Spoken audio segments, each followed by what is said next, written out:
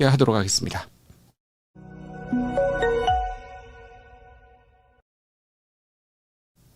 강의사는 증시각도기. 안녕하세요. 증시각도TV 시청자 여러분, 투자자 여러분, 도기말 여러분, 10만 금융전사 여러분 모두 반갑습니다.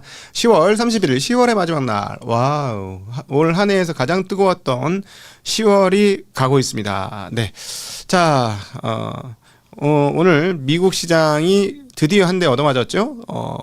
제대로 저격을 당했습니다. 자, 근데 제대로 저격을 당하고 저격이 끝난 후 또 좋은 내용이 있어요. 그래서 오늘 많은 분들이 미국이 급락한 걸 보고 이제 약간 떠시는 분들이 있을 수도 있는데, 오늘 저녁에 미국장은 현재 추세면 괜찮습니다. 일단 그거 먼저 말씀드리고 갈게요. 괜찮아요.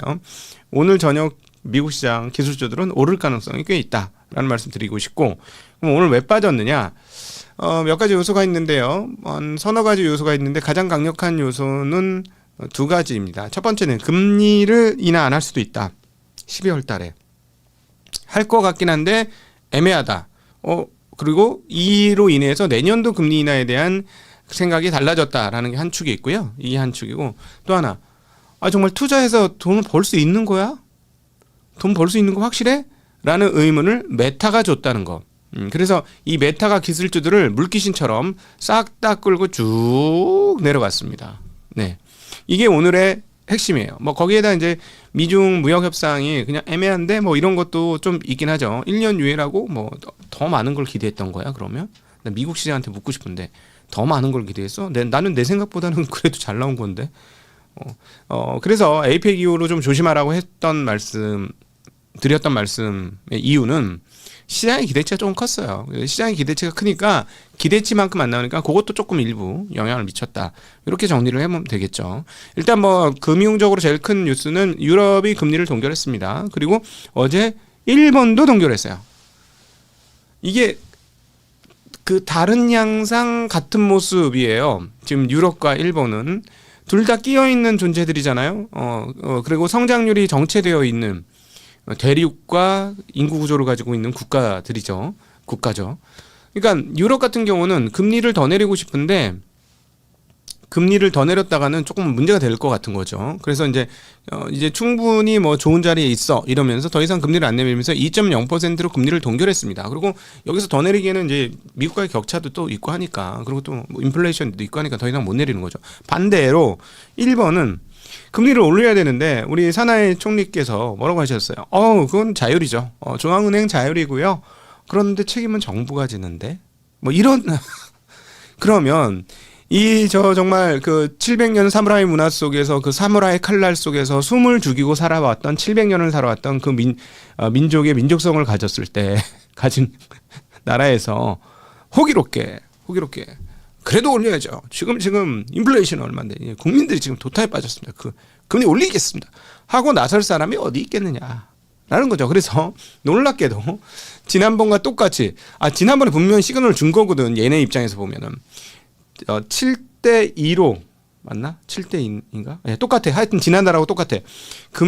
금정위를 했어요. 우리나라 금통위 같은 걸 했고, 스코어, 우리 지금 코리안 시리즈 하고 있는데 하여튼 7대2로 동결, 금리 인상 2명, 동결 5대2다. 5대2. 죄송해요. 5대2로 7명 중에 5대2. 예. 그래서 자꾸 7대2로 헷갈려. 7명 중에 5대2로 인상을 2명 요청했고 5명이 동결함으로써 동결됐어요. 또다시. 근데 놀라운 건 분명히 올려야 되는 것처럼 얘기를 해놓고 지난번하고 똑같다는 얘기죠. 그러니까 이 눈치를 안 볼 수 없는 문화가 있는 거예요. 야, 이거 잘못하면 저 칼날이 언제 와서 나를 자를 수도 있어. 뭐 이렇기 때문에, 그런 문화가 내재되어 있기 때문에 항상 조심스럽고, 네, 그런 문화가 일본이다. 그래서 여기는 금리를 못 내린 거고 여기는 금리를 못 올린 이런 상황인데, 뭐 제가 보기에는 어떤 부분에서 다르지만 같은 모양이 있는 두 국가였다. 요게 이제 금융시장에서는 큰 건이었고, 자, 이로 인해서 그러면 어떻게 됐을까요? 미국은 금리가 오를 거라고 생각하고 안 내릴 거라고 생각하고, 조금 오르는 거 아니에요? 죄송해요. 내릴 것 같긴 한데 생각보다 호쾌하게 안 내릴 것 같은 생각이 뜬 거고, 일본은 올려야 되는데 못 올리는 걸 또다시 확인하고 얘도 뭐야? 이렇게 됐으면 환율이 어떻게 됐을까요? 네. 환율부터 한번 살펴보면 딱 답이 나오죠. 환율. 자, 환율 어떻게 됐을까요? 네, 달러는 상당히 큰 폭으로 강세를 갔습니다. 일본 엔화가 154엔이에요. 3엔은 어디 갔어? 3부터 나왔어야 되는 거 아니야? 건너뛰었어요. 그냥 건너뛰시고 바로 154엔 가셨습니다. 그래서 저는 개인적으로 그냥 경제의 그 전문 유튜버는 아니지만 하여튼 경제의 그 비슷한 유튜버로서 우리 이제 더 이상 일본과 같이 가면 안 된다. 이제는 안 된다. 이건 더 이상 안 된다. 게다가 이제 우리는 그 WGBI라고 그 월드 월드 뭐지? 하여튼 본드 그 지수에 들어갔어요. 글로벌 그 채권 지수에 우리나라 국채가 편입됐다는 뉴스가 어제 들리고 있는데 그러다 보니까 원화는 조금 그 상대적 강세를 나타내면서 드디어 940원 껌딱지가 딱 떨어지면서 순식간에 100엔당 925원까지 왔습니다. 자, 그리고 저는 개인적으로 일본의 이 태도는 더 이상 같이 가면 안 된다. 이제는 좀 헤어질 결심을 해야 된다라는 생각을 가지고 있고요. 자, 그다음에 앞서 말씀드렸듯이 미국이 금리를 더 이상 내릴 건데 호키하게 내릴지 잘 모르겠어. 이렇게 되고 나니까 금리는 어떻게 됐을까요? 어제 큰 폭으로 10bp나 올랐는데 오늘도 다시 내려가지 않고 금리가 추가적으로 상승했습니다. 그렇죠. 자, 이 금리로 인해서 어제 러셀 2000 지수가 엄청나게 빠졌습니다만은 어제 잘 버텼던 기술주들이 이 금리 보면은 기술주들이 금리 높아진 거 좋아할 리가 없잖아. 그쵸? 그러면서 이제 기술주들이 망가졌는데 일단 뭐 다 보고 그쪽으로 넘어갈게요. 자, 이렇게 금리가 올라가자 비트코인 같은 건 어떻게 됐을까요? 비트코인 많이 빠졌어요. 오늘 비트코인이 상당히 큰 폭으로 빠지면서 10일 만에 깨지면서 10만 7천까지 뚝 떨어지는 양상을 보여주었습니다. 네, 구리 가격도 11,000에서 좀 떨어지긴 했는데, 네, 미중 합의가 그냥 그렇게 나와서 그냥 그런 것 같습니다. 금값은, 다시 조금 올랐습니다만, 제가 보기에는 다시 오를 수 있을까? 에이펙 이후 조금 시간이 더 있어야 올라갈 것 같거든요. 왜냐면 저는 이렇게 봅니다. 주포인 중국의 은행들이 다시 금을 살 수 있는 가격대까지 가야 금이 다시 오르지 않을까 하는 생각은 가지게 됩니다. 네, 이 정도로 정리를 해보고, 자, 오늘은 기업들을 봐야 돼요. 오늘 기업 뉴스들이 압도적인데 왜 나스닥이 이렇게 크게 떨어졌느냐? 이거는 어제도 보여드렸다시피 메타 때문이에요. 자, 메타 실적 한번 다시 보도록 할게요. 메타 실적을 봐야지. 네, 메타 실적이 꾸준히 우상향하는 폭이 매우 크게 나타나던 메타가 일회성 비용이긴 합니다만 갑자기 뚝 떨어지면서 주당 이익이 1달러로 떨어졌어요. 7달러 하던 게. 근데 매출은 계속 늘었기 때문에 사실 일회성 비용 제거하면 다음에 다시 그 주당 실적은 올라갈 거라고 생각이 들거든요. 충분히 그럴 거다라고 보여지는데 그럼에도 불구하고 이 떨어졌던 게 일단 첫 번째 큰 충격이고요. 또 하나 어제 말씀드렸듯이 메타는 어떻습니까? 더 투자를 더 하겠다고 했죠. 700에서 720억 달러로 투자 규모를 확대했습니다. 자, 그런데 투자 규모를 확대하고 이익이 증가하는 과정이면 아무 문제 없어요. 걱정 없이 그냥 계속 좋아요. 근데 갑자기 한번 어떤 이유에서건 이익이 떨어졌잖아요. 근데 투자를 더 한다고? 이익도 안 나는데 투자를 더 한다고? 하는 연상이 되죠. 실제로 엄밀하게 따지면 그건 아니에요. 제가 보기에니까 매출이 늘었기 때문에 다음 분기에는 이익이 늘 거란 말이지. 다시. 그럼에도 불구하고 뭐지? 야, 돈 못 버는데 이렇게 투자할 수 있어? 한 강력한 의문을 남겨준 거예요. 이게 모든 것에 전염되면서 나스닥 기술주들이 특별히 반도체 주식들이 그냥 다들 박살이 났습니다. 예, 박살이 났습니다. 그러나 자, 크게 걱정하지 않으셔도 될 것 같아요 라고 하는 이유는 바로 아마존 때문이죠. 아마존. 자, 아마존을 보면 메타가 이제 이해가 되는 상황인데, 자, 아마존 실적 발표를 한번 보시면 저 매출을 한번 보셔야 될 것 같아요. 지난번에 1677억 달러, 이 회사 유통회사니까 매출은 큽니다. 1677억 달러인데 얼마였냐면 1802억 달러 했어요. 굉장히 큰 폭으로 늘었죠? 네, 매출이 큰 폭으로 늘었습니다. 그리고 주당 이익이 1.68에서 1.95달러로 늘었습니다. 네, 상당히 큰 폭으로 늘었어요. 그죠? 예상치는 뭐 1.56달러 뭐 이랬거든요. 지금 아마존의 실적 흐름을 보면 전년 동기 대비로는 20%나 늘게 된 것이고, 누적으로 따져서. 그 다음에, 영업이익도 9.6% 증가했습니다. 그러니까 굉장히 큰 폭으로 증가하고 있는데, 이유는, 모든 사업 영역이 좋지만, AWS가 지난 2022년 이후 가장 빠른 성장 속도로 성장하고 있다라고 얘기했습니다. 그러면서 지난 12개월 동안 3.8기가와트의 신규 용량을 추가했다라고도 밝혔습니다. 굉장히 큰 용량이죠. 지금 뭐 10기가와트 얘기가 나오는데 여기는 지금 12개월 동안 3.8기가와트. 여기가 그야말로 하이퍼스케일러의 본진이죠. 그러니까 즉 데이터 센터의 본진이 바로 아마존이죠. 아마존이 대단한 거는 뭐냐면, 그 유통사업으로 시작해서 다른 쪽에 사업기가 열리니까 그쪽 사업기로 쓱쓱 넘어갔다는 거예요. 기회를 놓치지 않고 그것들을 또 사업화로 잘 일궈냈다라는 게 이 아마존의 특장점이다라고 볼 수 있는데, 그런 부분에도 대단한 회사고요. 자, 이렇게 꾸준히 아마존이 돈을 버니 다른 빅테크들은 무슨 생각을 하겠습니까? 와, 나도 저렇게 하고 싶어. 이런 생각 들까요, 안 들까요? 들겠죠. 그러니까 메타는 아주 강력한 SNS 최고 기업이긴 합니다만, 이거 부럽지. 나도 이거 먹고 싶지. 이거 먹고 싶으니까. 자기가 하이퍼스케일러 되려고 저렇게 투자하는 거 아니겠어요? 나도 최대 데이터 센터 기업이 되고 싶어. 그러니까 끝없이 투자를 하는 거고. 근데 메타 같은 경우는 엄청난 투자를 했어. 아까도 말씀드렸지만 12개월 동안 3.8기가와트 했으면 비용이 어마무시할 텐데 그렇게 투자하고도 돈을 더 많이 벌어. 자, 그래서 오늘 메타로 인해서 기술적으로 떨어진 거는 아마도 아마존 실적으로 인해서 내일 다 그 제자리를 찾을 것이다 라고 생각을 합니다. 그럼에도 불구하고 오늘 여러분은 굉장히 중요한 포인트를 본 거예요. 두 가지가 모두 다 화면 두 가지가 다 열려 있는데 어떤 게 열려 있냐면, 와, 하이퍼스케일러가 되면 세계 최고의 기업이 될 수도 있겠구나는 그 사실을 보여준 거고, 예, 그러니까 즉 이 아마존처럼 시장을 잘 흡입하면 최고의 기업이 될 것이다 라는 꿈을 많은 기술 기업들한테 계속 보여줬다라는 게 한 축이 있고요. 또 하나는 뭐냐면, 근데 알겠는데 그 투자 잘못하다가 이익 못 내면 어떻게 되는데? 소위 말하는 ROIC가 나와? 그러니까 투자한 돈을 걷어들일 수 있어? 여기에 대한 강력한 의문을 투자자들은 항상 갖고 있는데,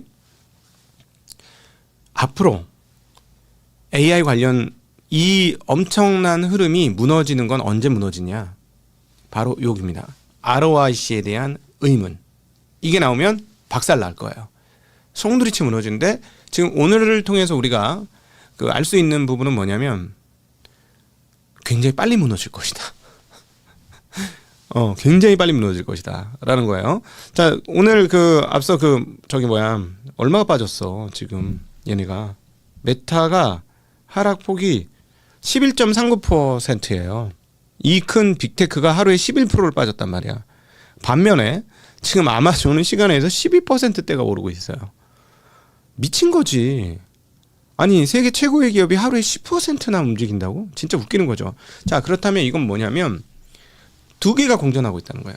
자, 버블성 기대감과 버블 붕괴에 대한 두려움. 이 두 개가 지금 모두 있는 거예요. 지금 시장이. 그러니까 이거는 평탄한 시장이라고 하기보다도 분명한 과열이 있는 시장이다 라고 보는 게 일단 맞아요. 일단 맞는데, 지금 아마존을 보니까 이거 되는 사업이야, 이거 지금. 그러니까 빅테크들은 계속 할 겁니다. 계속 할 거예요. 되는 사업인데, 투자자들은 되는 사업이라고 생각해서 자기네들도 같이 계속 이렇게 투자를 하는데, 어느 순간 ROIC가 깨진다라고 생각이 드는 순간 투매를 시작할 거라는 거죠. 이러면서. 예. 그러니까 지금 투매를 하겠다는 얘기가 아니라, 이게 지금, 이거 뭐 어떻게 표현해나? 이게 우리의 지금 처해져 있는 투자 세계를 단면적으로 보여준 날입니다. 이 오늘이. 그래서 오늘 굉장히 재밌는 날이에요. 그러니까 AI 투자를 해서 선도 기업이 되면 모든 걸 먹을 수 있어. 이걸 그래 투자 안 할 수가 없는 거야. 이건 다 내 거야. 내가 이거 여기에서 조금만 더 투자하면은 게다가 돈이 있으면은 투자를 하잖아. 근데 투자자들 입장에서 맞아 돈 잘 버네. 고맙네. 역시 AI 무조건 AI지 막 이러고 투자를 하는데 갑자기 계속 뒤에는 뭐야? 뒤통수에는 뭐 어떤 게 있냐면 이거 투자를 해서 잘못해서 이거 투자했는데 왜 돈 못 벌면 어떡하지? 투자 이렇게 많이 했는데 못 벌면 어떡하지? 요게 계속 여기 뒷단에 이렇게 뒤통수에 이렇게 매달려 있단 말이에요. 그러니까 메타처럼 갑자기 실적이 떨어지면 왜 떨어졌는데 이걸 파악을 안 하고 세금 때문에 떨어졌어요. 뭐 이거 파악을 안 하고 투자한 거 못 걷는 거 아니야? 하는 이 두려움들이 엄습으로 인해서 매도를 크게 낼 수 있죠. 게다가 메타가 얼마더라? 350억 달러인가? 지금 자금 조달했어요. 350억 달러인가 자금 조달했는데 그 정도쯤 됩니다. 350억에서 400억 달러 그쯤이에요. 그쯤 자금 조달했는데 물론 돈은 굉장히 많이 모였어요. 그거 한 4배인가 5배 모였어요. 그거 투자하겠다고 채권에. 근데 이제 투자자들 입장에서는 이거 뭐야? 자기 돈으로만 투자하는 게 아니라 돈 땡겨서 투자하네. 근데 언제나 기업들은 언제 망해요? 레버리지 많이 썼을 때 망하는 거거든. 그러니까 투자자들 입장에서는 그런 두려움들이 같이 있는 거죠. 예. 아주 이 참 극명한 세계상을 하나 보여줬다라는 게 재밌는 상황이고요. 여기에 애플이 있습니다. 자, 애플은 사실상 하이퍼스케일러가 될 수 있었으나 하이퍼스케일러가 되지 못하고 그냥 자기를 가고 디바이스에 집중하는 그런 회사가 되었죠. 근데 어찌되었건 이번에 급나누기를 안 하면서 즉 기본 스탠다드형 그 아이폰의 성능이 훅 하고 올라오면서 매출이 상당히 큰 폭으로 증가하고 있는 것 같습니다. 이번 10월 30일 날 실적 발표를 했는데요. 실적을 보니까 주당이익도 상당히 큰 폭으로 올라가기 시작했고 얘네의 하이라이트는 12월 결산이에요. 12월 결산이 하이라이트예요. 왜냐하면 아이폰이 9월달 나오니까 9월달 잠깐 팔고 12 크리스마스까지 제일 많이 팔거든. 그러니까 그때가 최고인데 그래서 이제 계절성이 좀 있습니다.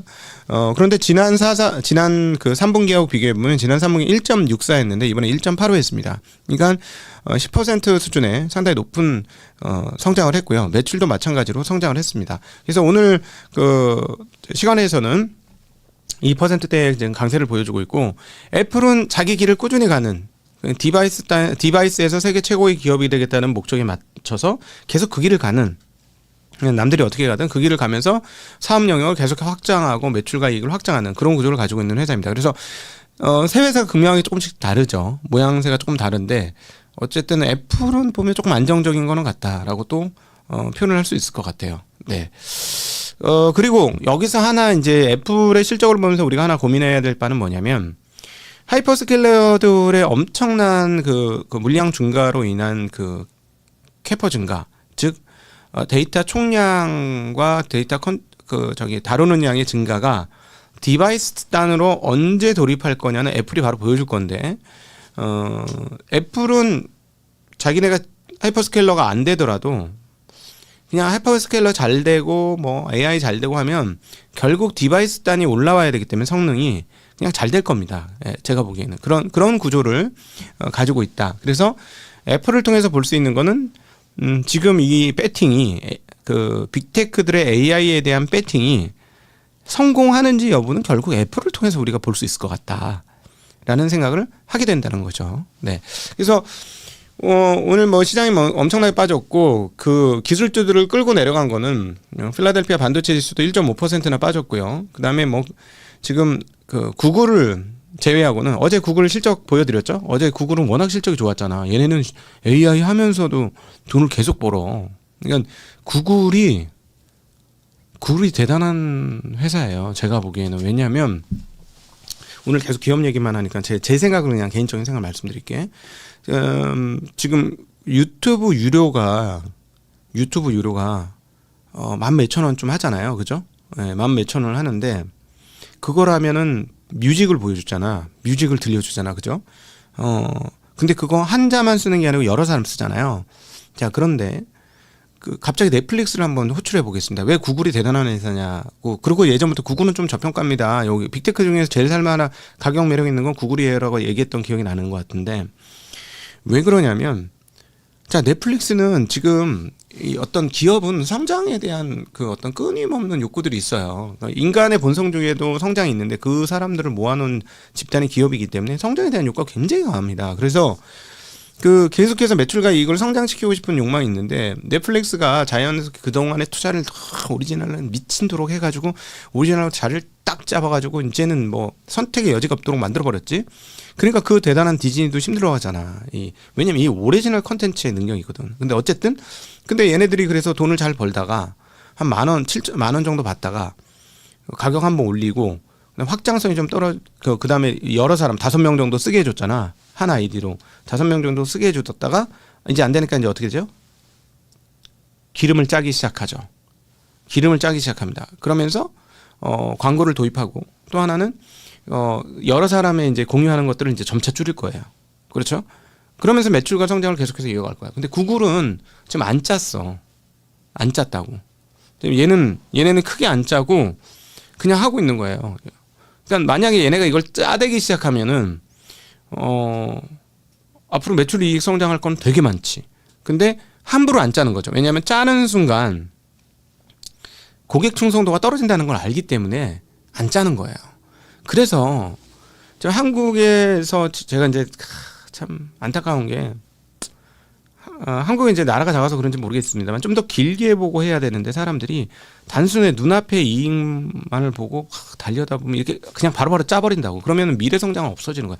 그런 측면에서 구글이 좀 대단하다. 저는 그런 생각을 좀 개인적으로는 하고 있습니다. 네. 자, 오늘 그래서 오늘 되게 뭐 어려운 장 같습니다만 어렵지 않습니다.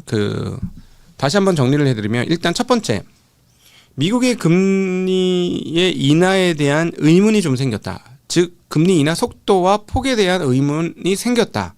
이 부분이 시장을 딱 붙잡았고요. 그 다음에 또 하나는 메타로 인해서 도대체 투자한 사람들이 투자한 거에 대한 리턴을 제대로 얻을 수 있어? 에 대한 의문이 생겼고, 지금 이 투자는 정당한 거야? 라는 의문이 생겼습니다. 그로 인해서 기술주들이 메타를 끌고 내려가는 흐름이었고요. 또 하나 뉴스 중에 오라클과 오픈 AI가 또 어마무시한 스타게이트 프로젝트에 착수를 합니다. 제가 사실은 뭐 메타도 아마존이 되기를 꿈꾸지만은 최근에 보면 오라클도 아마존이 되기를 꿈꿉니다. 누구와 함께? AI 기업과 함께, AI 칩 회사와 함께 그걸 꿈꾸고 있어요. 그래서 제2의 아마존 같은 회사가 되겠다는 오라클의 강력한 꿈이 있습니다. 오라클은 잘할 수 있죠. 왜냐하면은 딱 할 수 있는 거잖아요. 본인들이. 예. 본인들이 다루던 거를 하드웨어로 구축하는 거니까 잘할 수 있는 기업이긴 하죠. 근데 문제는 뭐냐? 자기 돈으로 할 수 없다는 거예요. 이제 규모가 너무 커져서 자기 돈으로 할 수 없기 때문에 남의 돈을 끌어오기 시작했다라는 것이죠. 자, 남의 돈이 끌어오게 되면 과열을 지나 거품으로 가는 단계가 생길 가능성이 매우 높아졌다. 라는 거고요. 투자자들은 본능적으로 뭔가 좀 불안한데 라는 생각을 하기 시작했다는 겁니다. 그래서 여러분이 꼭 기억하셔야 될 거 하나는, 갈 때 뜨겁게 가다가 자빠질 때 한꺼번에 자빠진다. 그래서 못 빠져나올 거다. 못 빠져나옵니다. 못 빠져나오고 적당한 수준에서 끊어야 돼. 예, 그런 교훈을 얻을 수 있죠. 여기서 투자자로서 어떻게 되냐면, 최고로 화려한 날을 구가하다가 죽어요. 그 다음날. 이렇게 되는 겁니다. 그래서 최고로 화려해지기 전에 상당히 많은 수준의 그걸 뭐라 그러지? 뭘 남겨준다. 까치밥을 남겨주셔야만 살아남을 거다. 라는 걸 오늘 느끼게 하는 장이었다. 그래서 오늘 장은 떨어지는 것뿐만의 의미가 아니라 굉장히 여러모로 지금 AI의 과열과 거품 단계로 가기 시작하는 이 어느 즈음에서 과연 우리의 미래상은 어떻게 될까, 투자자는 어떻게 행동해야 할지에 대해서 보여주는 아주 단면적인 날이었다. 그래서 굉장히 중요한 날이다 라고 설명드릴 수 있을 것 같습니다. 자, 오늘도 함께 해주셔서 진심으로 감사합니다. 안녕.